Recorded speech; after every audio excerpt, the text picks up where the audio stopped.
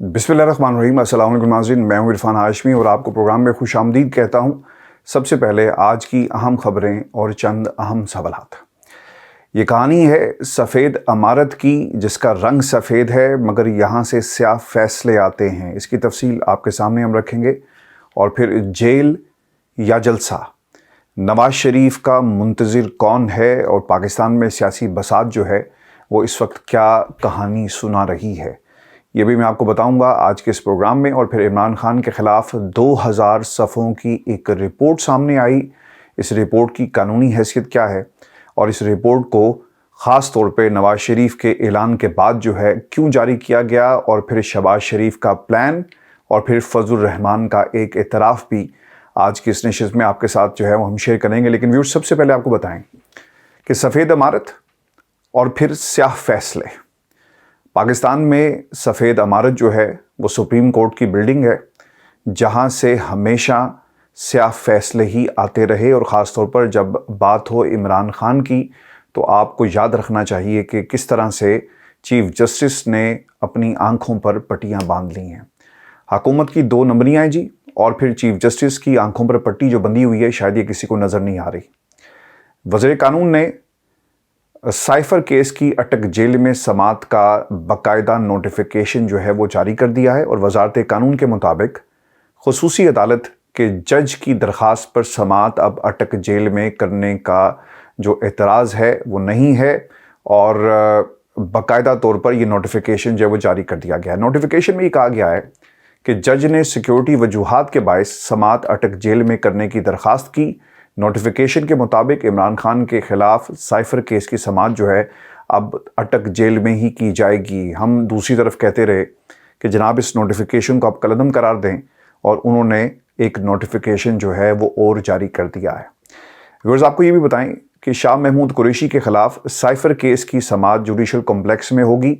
जज अबुल हसनात साहब जो हैं, अबुल हसनात ज़ुल्कुरनैन साहब जो हैं, पहले अटक जेल जाएंगे फिर जुडिशल कॉम्प्लेक्स पहुंचेंगे। लेकिन असल मसला वहीं का वहीं रुका हुआ है कि इमरान खान ने साइफर केस में समात अटक जेल में होने के ख़िलाफ़ दरख्वास्त जो थी वो हाई कोर्ट इस्लामाबाद में दायर कर रखी है। Chief justice Islamabad high court ने यह फ़ैसला भी महफूज कर लिया है, लेकिन वो फ़ैसला अभी तक सबकी आंखों के सामने नहीं आया और ना ही उसे सुनाया गया। और दूसरी तरफ से वजारत कानून ने एक नोटिफिकेशन जारी कर दिया, यानी जिस तरह एतराज़ात आएंगे उन्हें काउंटर करने के लिए नोटिफिकेशन भी जारी किए जाएंगे, और अगर ज़रूरत पड़ी तो उन कवानीन को इस्तेमाल किया जाएगा जो पीडीएम के टोले ने पार्लियामेंट में बनाए और किसी के हवाले बतौर वेपन जो है ये कर दिए गए हैं। व्यूअर्स, आपको बताएं कि क्या समात के बाद फ़ैसला जारी किया जाएगा, ये वो सवाल है जो पाकिस्तान की आवाम जिसकी मुंतज़िर है। लेकिन कुछ चीज़ें कानून क्या कहता है और किस तरह से प्रोसीजर जो है वो आगे बढ़ाया जाएगा, ये मैं आपके सामने रख देता हूँ। कानून के कोड ऑफ क्रिमिनल प्रोसीजर के मुताबिक ये दर्ज है कि अदालत की जगह सूबाई हुकूमत तब्दील कर सकेगी। वफाकी वजारत कानून अदालत की जगह तब्दील करने की मजाज नहीं है, लेकिन यहाँ पर उल्टा हो रहा है। 17 मार्च 2023 को चीफ कमिश्नर इस्लामाबाद ने अदालत की जगह सेक्शन 9(2) के तहत बदली थी, अगर आपको याद हो।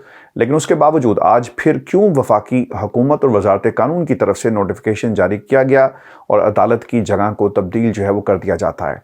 Chief justice Islamabad high court फैसला महफूज होने के बाद फैसला क्यों नहीं सुना रहे? क्या फिर साइफर अदालत के जज मजीद जुडिशल रिमांड जो है वो जारी करेंगे और यूं सिलसिला जो है वो आगे कई हफ्तों तक चला जाएगा? और यही प्रोपेगेंडा और यही स्ट्रेटजी इमरान खान के ख़िलाफ़ जो है ना अपनाई गई है। और आप देखेंगे कि दूसरी तरफ जब नवाज शरीफ आएगा और अदालतों ने अगर उसे रिलीफ दिया तो फिर आपको मालूम पड़ जाएगा कि इस वक्त स्क्रिप्ट राइटर्स किस किस्म की कहानी जो है वो लिख रहे हैं और इसमें क्लाइमैक्स असल में क्या है। हुकूमत क्यों इमरान खान को जुडिशल कॉम्प्लेक्स लाने से डर रही है, ये भी एक इंतहाई अहम सवाल है। साइफर केस में इमरान खान के बार बार बयान रिकॉर्ड कराने के बावजूद मजीद कौन सी तहकीकात इस केस में होनी बाकी हैं, और पूरी काबीना की गवाही के बाद अब मजीद कौन से कानूनी तकाजे जो रह गए हैं कि खान साहब की जो है ना वो आगे बेल का मामला जो नहीं चल रहा। तो व्यूअर्स, ये एक ख़बर है खान साहब के हवाले से और वजारत कानून और स्याह फैसले सफ़ेद इमारत में रहने वाले। और मैंने तो इससे पहले भी आपको कहा था, अगर आपको याद हो, और जिन्होंने काला गाउन पहना होता है ना, असल में ये काला जादू कर रहे होते हैं। और काला जादू के ना कुछ तकाजे हैं, और वो जब वक्त आता है پورا ہوتا ہے چلے کا تو اس کے اثرات جو ہیں آپ کو نظر آتے ہیں۔ تو اب اس وقت یہ پاکستان کی تمام عدالتیں جو عمران خان کے کیسز کو ڈیل کر رہی ہیں، یہ عدالتی کارروائی نہیں ہو رہی بلکہ یہ کالا جادو ہو رہا ہے۔ آپ کو ویورز یہ بھی بتا دیں کہ عمران خان کے خلاف نا ایک 2000 صفحوں کی ایک رپورٹ سامنے آئی ہے۔ اب یہ حقیقت پر مبنی ہے، جعلی ہے، اس کا فیصلہ اب آپ نے خود کرنا ہے۔ سانحہ 9 مئی کے سلسلے میں مشترکہ تحقیقاتی ٹیم جو ہے وہ بنائی گئی اور اس ٹیم نے 14 مقدمات کی ایک رپورٹ جو ہے نا وہ تیار کر لی ہے۔ اس میں خان صاحب بھی گئے تھے اور پھر وہاں پہ انہوں نے کہا تھا نا کہ کل کو یاد رکھنا میں واپس بھی آ سکتا ہوں۔ تو ایک اور مقدمہ عمران خان پر کر دیا گیا جب لاہور میں قلعہ گجر سنگھ میں وہ جا کر ملے تھے اور اسے JIT کے سامنے پیش ہوئے۔ تو 10 نامزد مقدمات میں خان صاحب کو جو ہے نا وہ گناہ گار قرار دیا گیا ہے اور JIT رپورٹ کے مطابق عمران خان کے خلاف مرکزی مقدمہ 9623 کا چلان 2000 صفحات پر مشتمل ہے۔ یعنی یہ ڈرامہ ہو رہا ہے پاکستان میں، اور انہوں نے 2000 صفحات کا چلان جو ہے وہ جان بوجھ کر اس لیے پیش کیا کہ لگے رہو، جب عدالت میں آئے گا کسی نے جرا کرنی ہے تو کون 2000 صفحات کو پڑھے گا، اس میں سے کس طرح چیزیں نکلیں گی۔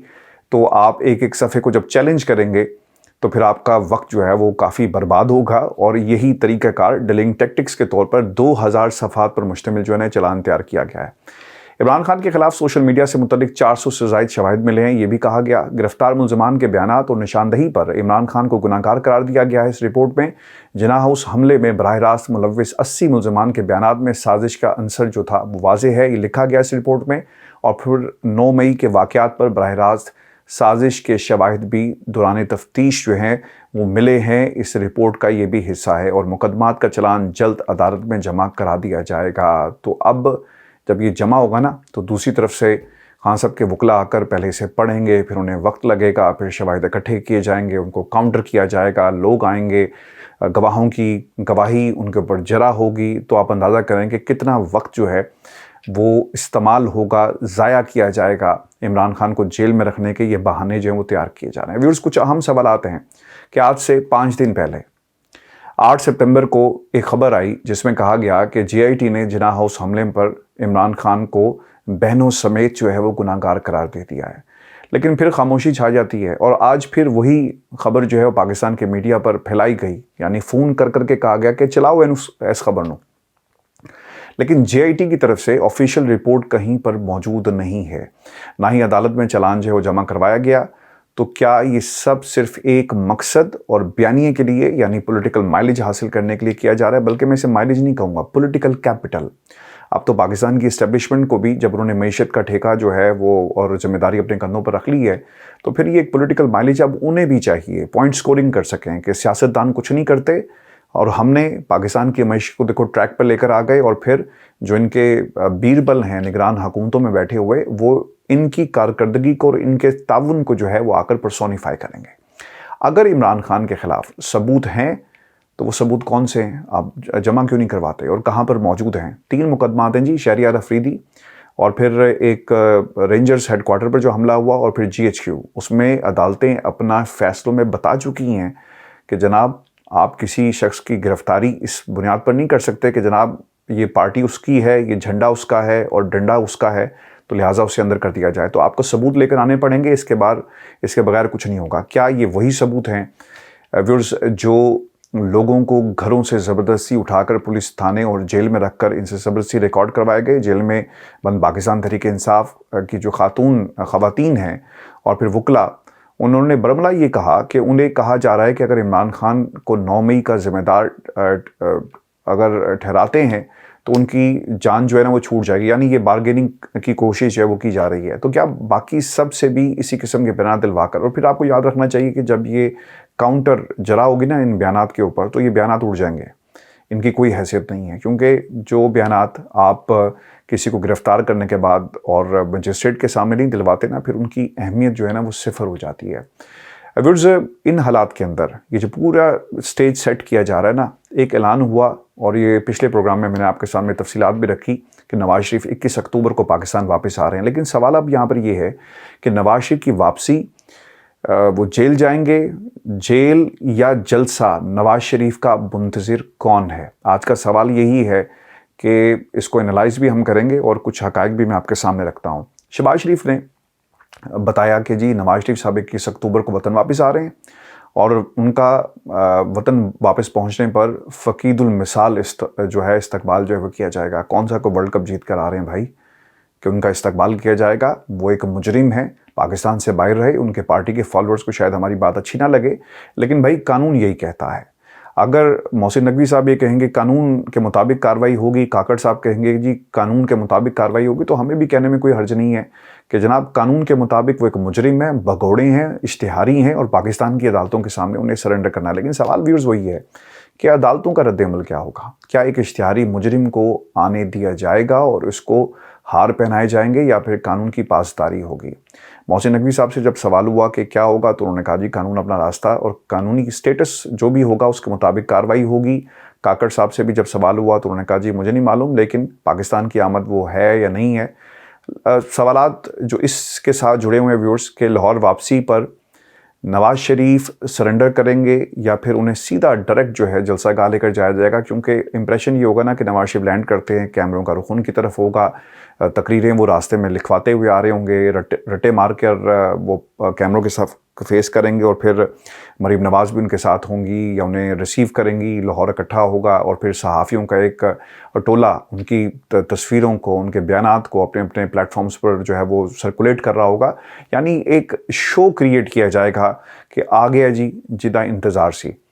اب نواز شریف کی قانونی حیثیت اس وقت ایک اشتہاری ملزم کی ہے، جن کو اسلام آباد ہائی کورٹ نے مسلسل عدم پیشی کے باعث اشتہاری قرار دیا۔ آپ کو یہ یاد رکھنا چاہیے، اور قانونی طور پر اشتہاری کو منظر عام پر آنے کے بعد اپنے آپ کو عدالت کے سامنے سرنڈر کرنا ہوتا ہے، اور ابتدائی طور پر جیل جانا پڑے گا، جس کے بعد وہ ضمانت پر رہا ہو سکتے ہیں۔ اور میاں صاحب کا کیا اس قانونی تقاضے کو پورا کرنا بنتا ہے یا اس کا کوئی اور بندوبست جو ہے وہ کر لیا گیا ہے؟ نواز شریف کی وطن واپسی سے ایک ہفتہ قبل ان کی حفاظتی ضمانت جو ہے وہ دائر کی جائے گی۔ یہ باقاعدہ طور پر ایک پلاننگ تھی، اور اب باقاعدہ اسے ٹی وی پر بیٹھ کر رانا ثناء اللہ نے جو ہے وہ لوگوں کے سامنے بھی رکھ دیا ہے۔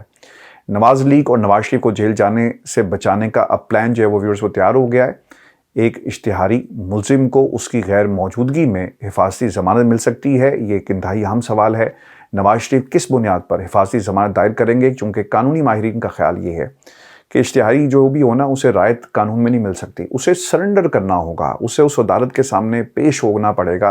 اور پھر یہ بھی انتہائی اہم چیز ہے کہ لاہور جس عدالت میں 50 روپے کے اسٹامپ پیپر پر ہو گئے وہاں پر جائیں گے یا پھر اسلام آباد ہائی کورٹ میں۔ آپ کو یاد رکھنا چاہیے کہ جس کیس میں انہیں سزا ہوئی تھی نا، اس میں ان کی اپیل چلے گی، تو اس میں انہیں ضمانتی حفاظت جو ہے وہ نہیں مل سکتی۔ ہاں دوسرے کیس کے اندر جہاں پر انہوں نے اسلام آباد ہائی کورٹ میں واپس لے لی تھی، یہ دیکھنا ہوگا کہ اس حوالے سے قانون کیا کہتا ہے اور یہ کون سا راستہ اختیار کرتے ہیں۔ لیکن مریم کے کیس میں پریسیڈنٹ کے طور پر اس کو ایگزامپل بنا کر پیش کیا جائے گا بطور دلیل، اور پھر نون لیگ کے جو اپنے وکلاء ہیں، جو لیگل مائنڈز ہیں، وہ یہ سمجھتے ہیں کہ جب مریم کی سزا ختم ہو گئی تو پھر نواز شریف کی سزا جو ہے وہ بھی زیادہ دیر نہیں رکے گی، اور نواز شریف جو ہیں وہ بہت جلدی پاکستان آ کر باہر آ جائیں گے اور پھر جیل سے بھی باہر آ جائیں گے۔ اگر واقعی ایسا ہو جاتا ہے ویورز، نواز شریف کو حفاظتی ضمانت مل جاتی ہے یا وہ کسی اور طریقے سے واپسی پر جیل جانے سے بچ جاتے ہیں، تو پھر نہ صرف کسی ڈیل کا تاثر گہرا ہوگا بلکہ پاکستان کی ہر دیوار کے اوپر یہ پیغام دنیا کو پہنچ جائے گا کہ ایک ڈیل ہوئی، اور شہباز شریف صاحب نے جو ڈیل کا جو چکر چلایا نا، وہ پاکستان کی اسٹیبلشمنٹ کے ساتھ مل کر انہیں پورا کر لیا ہے۔ اسٹیبلشمنٹ کا نواز شریف کی واپسی پر ممکنہ رد عمل کیا ہوگا، یہ یقیناً آپ کے ذہنوں میں سوال ہوگا۔ آپ کو بتا دیں ویورز کہ اسٹیبلشمنٹ کسی طور پر بھی تاثر نہیں دینا چاہے گی کہ وہ نواز شریف کو سپورٹ کر رہی ہے یا کسی ڈیل کے تحت ان کو وطن واپسی جو ہے ان کی ممکن ہوئی اور انہیں ایک محفوظ راستہ دے دیا گیا۔ آپ کو یاد ہوگا میں کئی مہینوں سے بات کر رہا ہوں کہ اگر ایسے موقع پر جب عمران خان جیل میں ہیں، نواز شریف کو پاکستان لایا گیا، تو پھر یقیناً یہ تاثر جو ہے وہ جائے گا، اور خاص طور پہ اس وقت جب جنرل باجوہ کا ایک بہت بڑا بیگیج جو ہے اسٹیبلشمنٹ اٹھا رہی ہے، اور ان کے اوپر یہ بات ضرور آتی ہے نا۔ تو اگر آپ نے جنرل باجوہ کے بعد اس قسم کا ریلیف عدالتوں سے مل گیا، تو پھر کیا نواز شریف جو ہیں ان کو ہینڈل کرنا، اور نواز شریف کو کیا اسٹیبلشمنٹ برداشت کر سکتی ہے؟ اور اتنا بڑا جو کھیل کھیلا گیا، چونکہ جب طاقت آپ کے پاس آ جاتی ہے نا، تو پھر آپ اسے استعمال کرتے ہیں۔ تو کیا جمہوریت کے راستے پر چل کر پاکستان کی اسٹیبلشمنٹ کی طاقت جو ہے وہ جمہوریت کے علم برداروں کو اور جمہور کو واپس کر دیں گے؟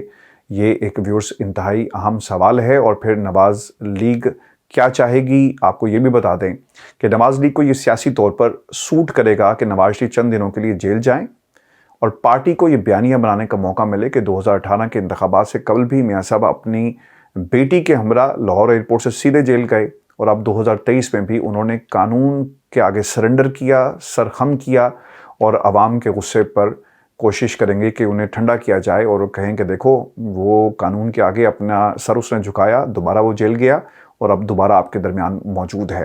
شہباز شریف اب مہنگائی سے, ہماری عوام سے بچنے کے لیے نواز شریف کی چھتری استعمال کر رہے ہیں. یہ بھی ایک سوال ہے ویورز, آپ کو بتائیں کہ نواز شریف نے ملک کو ایٹمی قوت بنایا اور لوڈ شیڈنگ سے نجات دلائی. شہباز شریف صاحب نا آج کل پاکستان کے میڈیا پر یہ کہتے پھر رہے ہیں, تو چورن ان کا وہی ہے. سڑکیں آج بھی ہم لوگوں سے بات کریں نا ان کے سپورٹر سے تو کہتے ہیں جی دیکھیں سڑک بہت اچھی بنائی ہے جی.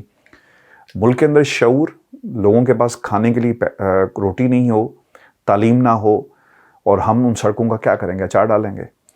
ویورز, ان تمام حالات کے اندر اب آ جاتی ہے باری شہباز شریف صاحب کی. شہباز شریف صاحب کا اصل میں پلان کیا ہے؟ اچھا, انہوں نے ایک بات کہی ہے, وہ کیا کہتے ہیں جی کہ نئی مردم شماری کے تحت الیکشن کروانا الیکشن کمیشن کی ذمہ داری ہے اور وہ یہ ذمہ داری پوری کرے گا. یہ حکم دے رہے ہیں جی شہباز شریف صاحب, یا پھر اس اسکرپٹ کو دہرا رہے ہیں جو ان کے حصے کی لائنز تھی نا, انہوں نے ان لائنوں کو پڑھ دیا, یعنی اس کے اوپر ایکٹنگ کر دی کہ یہ کام الیکشن کمیشن کا ہے اور وہ اپنی ذمہ داری کو نبھائے. یہ ایک اسکرپٹ لکھا گیا, ہر ایک کو اس کی لائنز جو ہیں وہ دے دی گئی, اور شہباز شریف صاحب کی لائنز تھی جو انہوں نے پاکستان کے میڈیا کے سامنے رکھی. انتخابات میں ہر ممکن حد تک التوا ہی شہباز شریف صاحب کا پلان ہے تاکہ عوام کا غصہ کچھ کم ہو جائے, میاں نواز شریف کو پاکستانی سیاست میں ایک کم بیک کرنے کا موقع ملے. اور شہباز شریف کے تازہ ترین بیان نے بلاول کے اس دعوے کو سچ ثابت کر دیا ویورز کے اتحادی الیکشن سے ڈرے ہوئے ہیں.